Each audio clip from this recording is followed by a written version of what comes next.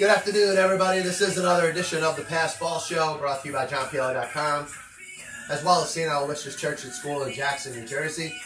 Lots of stuff we're going to get into today in the world of baseball, sports, and unifying America. And for those of whom listen to my broadcast this past Sunday, obviously it's like night and day. I almost feel like a weight has been lifted off my shoulders. The fact that it's like I thought I lost something and that was my voice, and all of a sudden I picked it up and there it was. I ran after it. Here it is. We're back. Obviously, the number, if you're interested, you want to be part of the show. Of course, I'm not 100%. I may cough a little here and there. For that, I probably apologize in advance.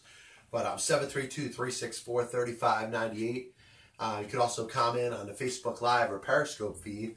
Anything on your mind in the world of baseball, sports, and unifying America. I'm going to come out with a little bit of passion today because I picked 3 choice topics that have all a little bit of a relationship to things that are going on in the world, or going on in the world of sports. And I have a very poignant opinion about each one. And I think they're all things that I think are exaggerated for certain reasons. But we'll talk about, what we call ball breaker, what we call it is not baseball season. But I'm going to start the show out today by talking about the Super Bowl, but not in a point where we're going to break it down. We're not going to talk about the score.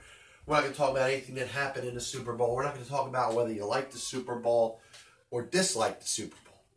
None of that matters. Like I said, it's not relevant to this program, and most importantly, it's not time contingent. It's not going to live in a couple weeks. So there's no reason of recapping anything that happened in the Super Bowl. But the team that won, the New England Patriots, have done something that we have very seldomly get a chance to see in the world of sports. And the reaction to it is usually in a negative. It's usually a negative sort of reaction, which is very similar to that of fans, people in the media, maybe acquaintances of fans that are just kind of tired of seeing the same things over and over again. And that's one of the common threads that are probably heard about the Super Bowl. Can it be anybody else but the Patriots? We don't want to see them anymore. Well, if you don't want to see them anymore, I'd suggest, like somebody could say, go write your congressman. I'd say go write your favorite sports team or your favorite football team and tell them to perform a little better on the football field.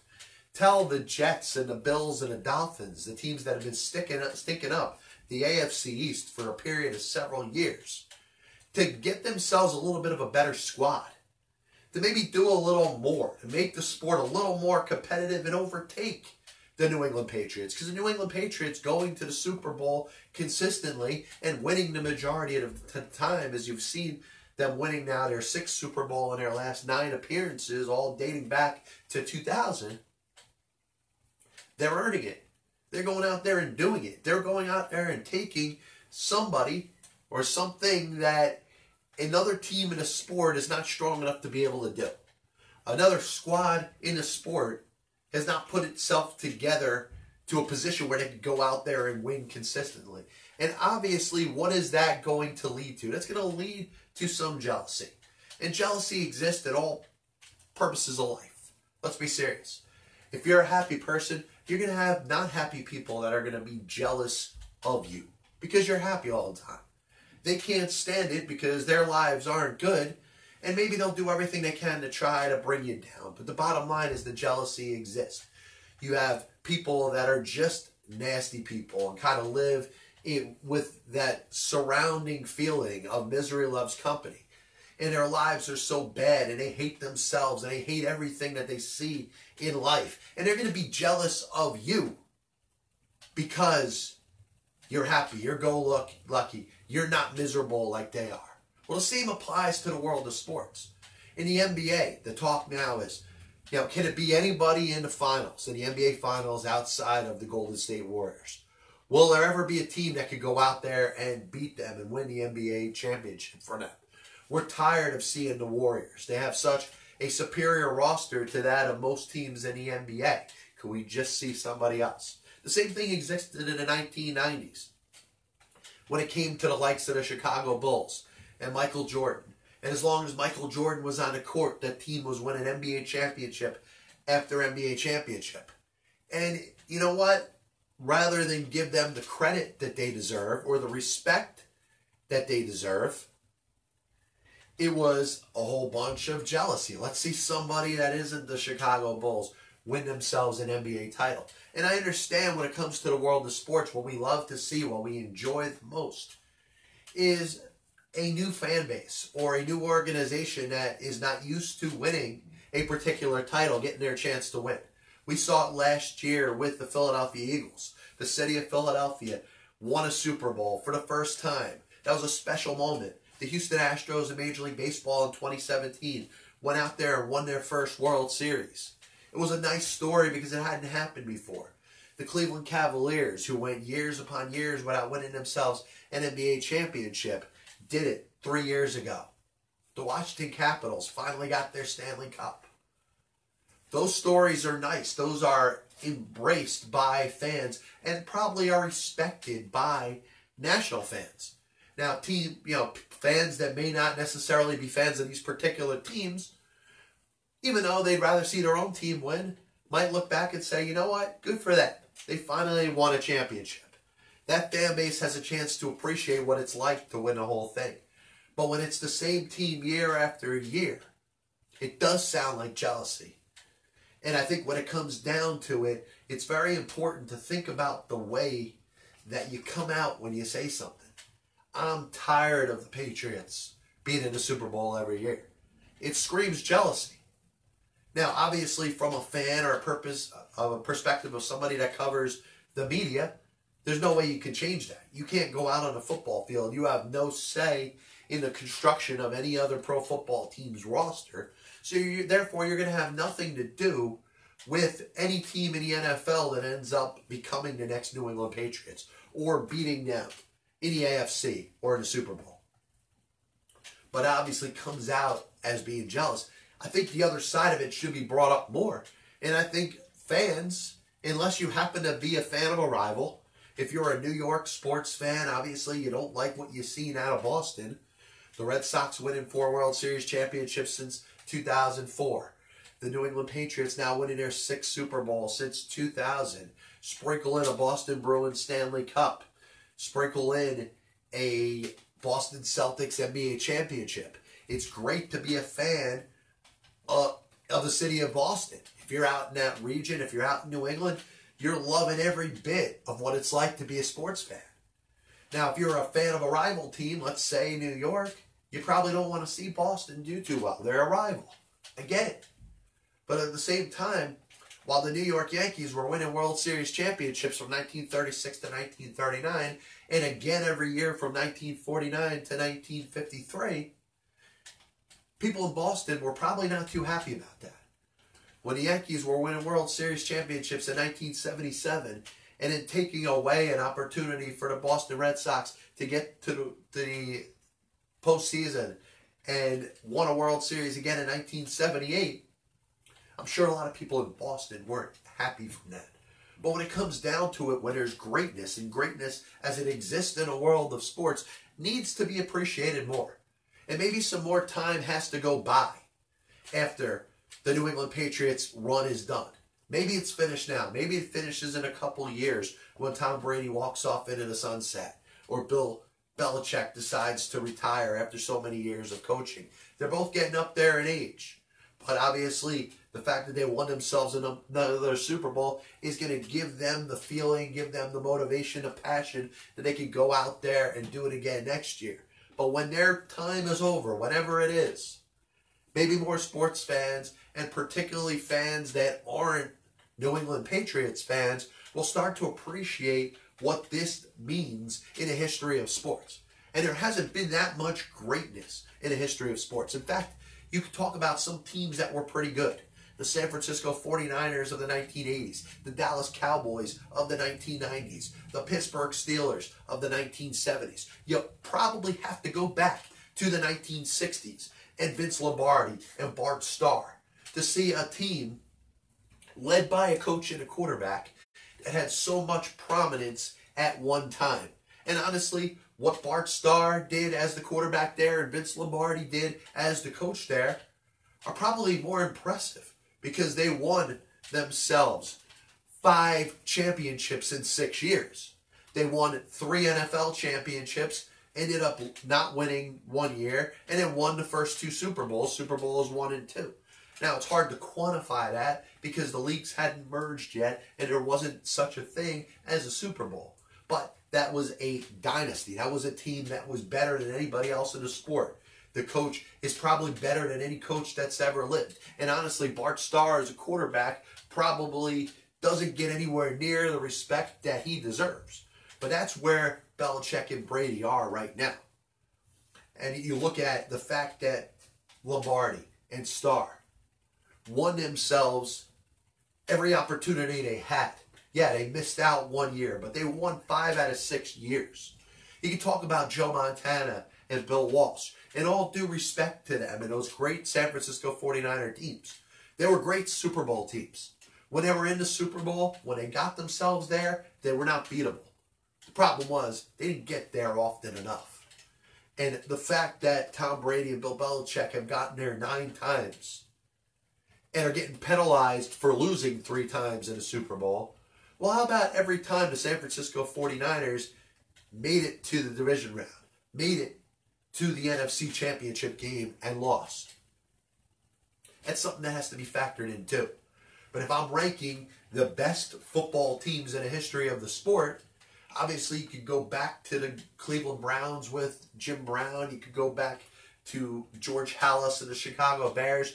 You could go back to some of the best teams that we ever saw in the history of professional football. I'm pointing at 2 of them. The Green Bay Packers with Lombardi and Starr, and this New England Patriots team with Belichick and Brady. When history continues to go by, which it will, and at some point, like I said, this is all going to be over, you're going to look back and appreciate what one team was able to do with one coach and one quarterback that really hasn't been compared with since the likes of Lombardi and Starr. This copyright and broadcast is authorized under internet rights granted by the World Wide Web and is solely for entertainment of our audience. Any publication, reproduction, or other use of the pictures, descriptions, and accounts of this show without the express written consent of the Past Ball Show, JohnPielli.com, and John Pielli LLC is prohibited. Any commercial or other use of the program, such as by charge and admission for showing, is similarly prohibited. So you hear this story come out about a particular person who happens to be the father of Los Angeles Lakers young star Lonzo Ball. And I'm not even going to give him credit. I'm not going to mention his name because I think his name is about as worthless as anybody else that has no ties to sports whatsoever. And all this guy has ever done to make a name for himself is he had a son that's in the NBA. His son Lonzo should have more spoken about. The father, who's going to continue to remain nameless, is trying to live his own life vicariously through his son. Maybe he bullies his son. Maybe he is so dominant in his personality that he scares his son. And may have forced his son to do everything and anything he has to say and feel. This man, once again, is not helping himself. He goes out there and he's basically speaking on behalf of his son, which his son at some point could probably go up to a reporter at a microphone and let it be known how it is that he really feels. And will he accept the trade? Well, if he accepts a trade, he'll only go here. He's not going to go here. And I guess he suggests the father that Phoenix would be a good place for his son to play. Now, he may feel that way. He may have every right to, want his son to play there if he's not going to play in Los Angeles.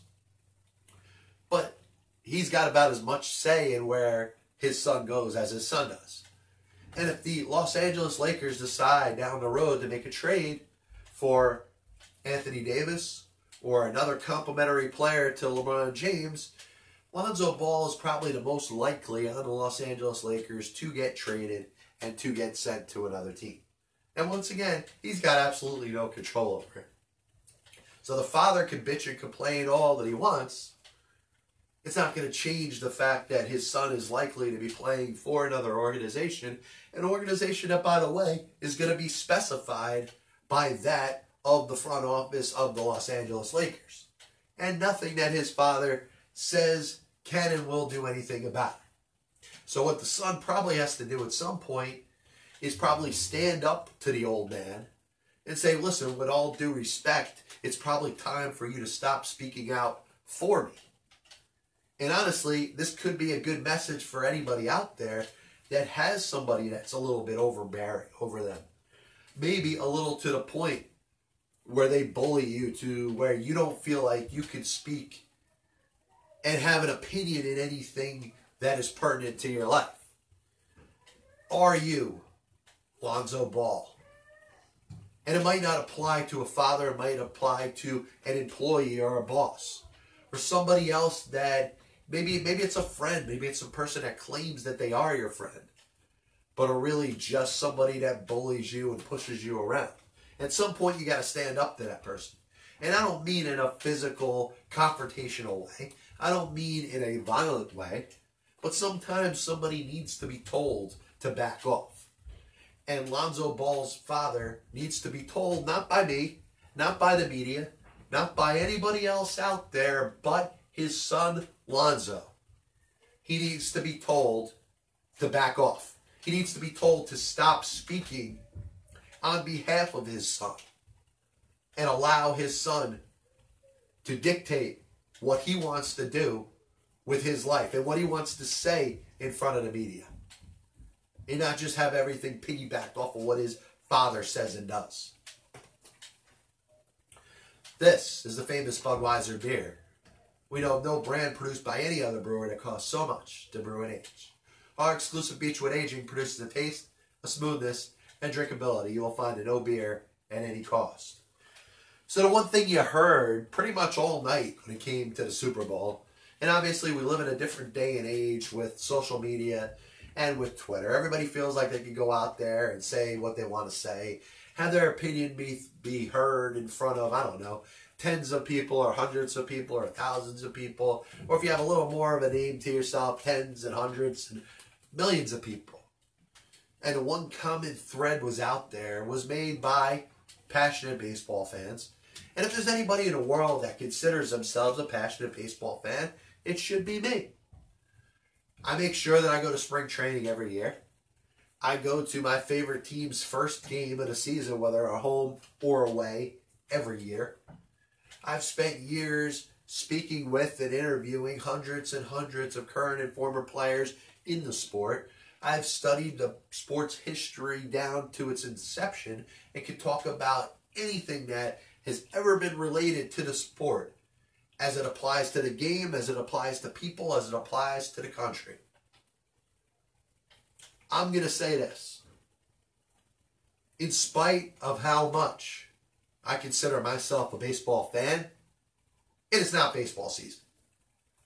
The weather in certain areas, perhaps here in New Jersey, is a little more conducive to baseball as opposed to football, where we're thinking about Arctic temperatures, glaciers around the side of the field, snow and ice, and wind chill factors below zero. I get it.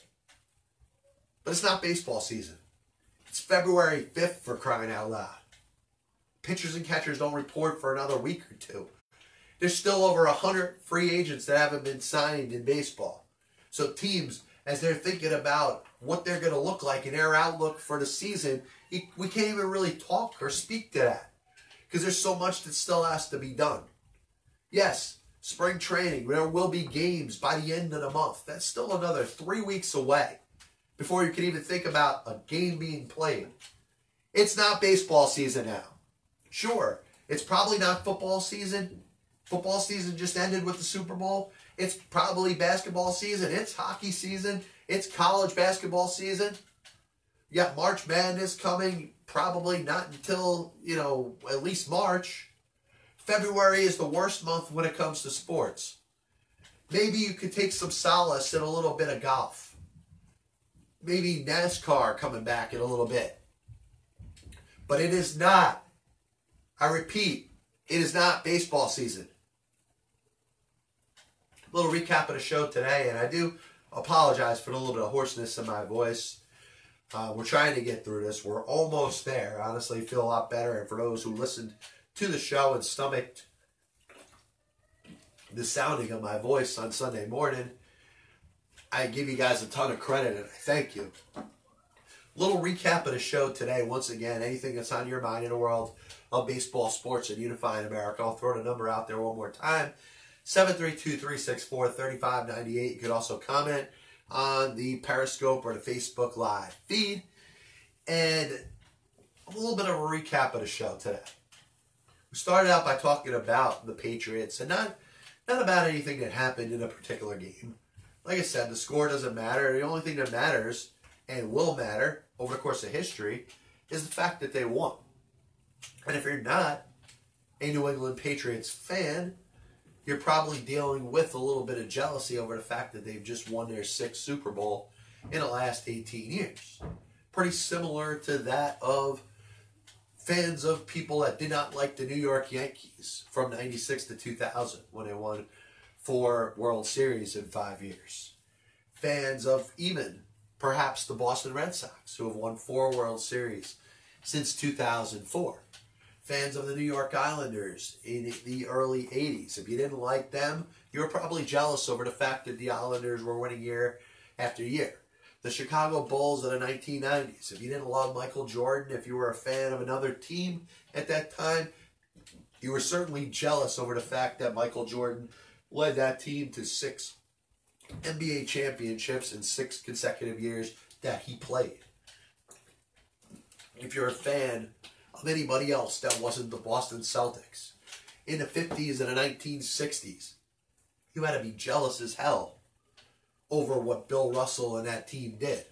Winning, 11 NBA championships in 12 years or 13 years? Around that same time, John Wooden and the UCLA Bruins were winning championship after championship after championship. And if you are a college basketball fan and rooted for anybody else outside of John Wooden and UCLA, odds are you are going to be a little bit jealous. Now, that jealousy will probably go away over time. You can talk about the Yankee teams of the late 30s or the 1950s when they were winning the World Series every single year. And once again, if you were not a fan of the Yankees at that time, you were probably pretty jealous. But each sport has a way of enshrining the best when it comes to the teams and the performances.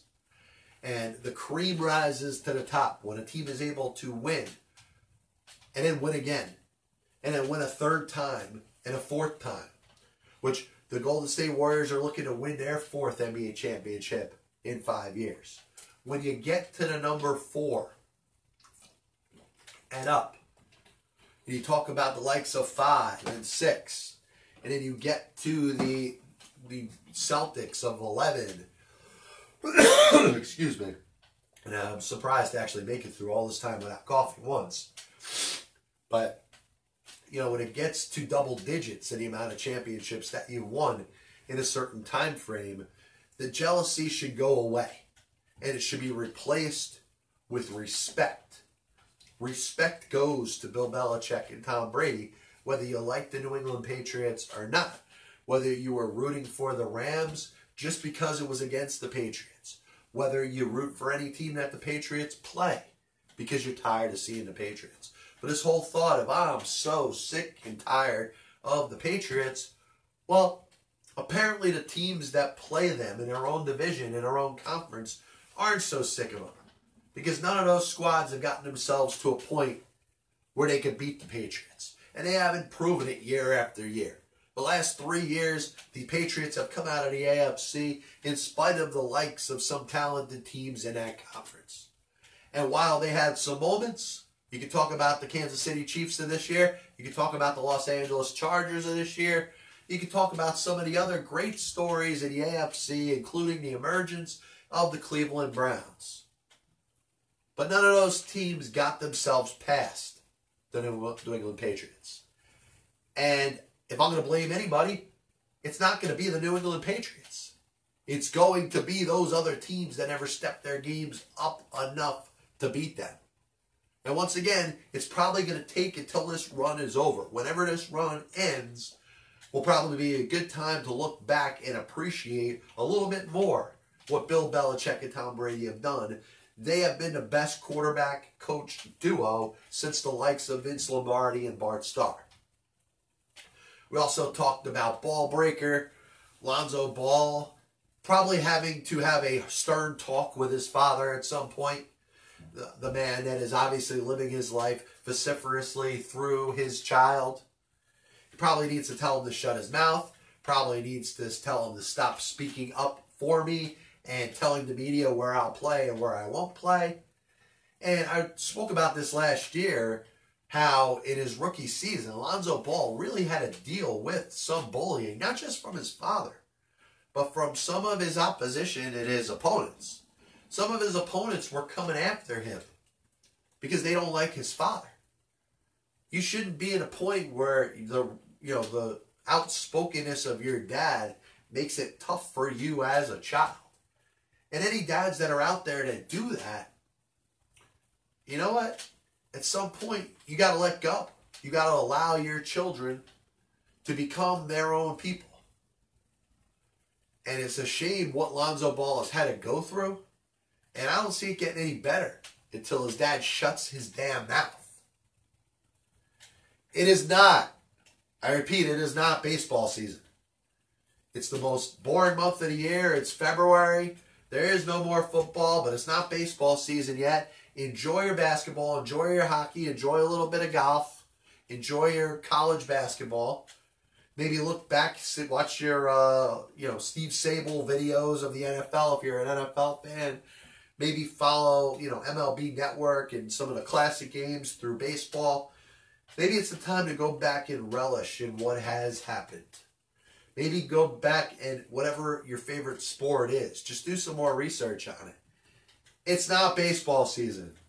We'll be back with you later on in the week. This is the Pass Ball Show brought to you by JohnPLA.com, as well as St. Aloysius Church and School, in Jackson, New Jersey. God bless you. And as always, I'll see you on the other side.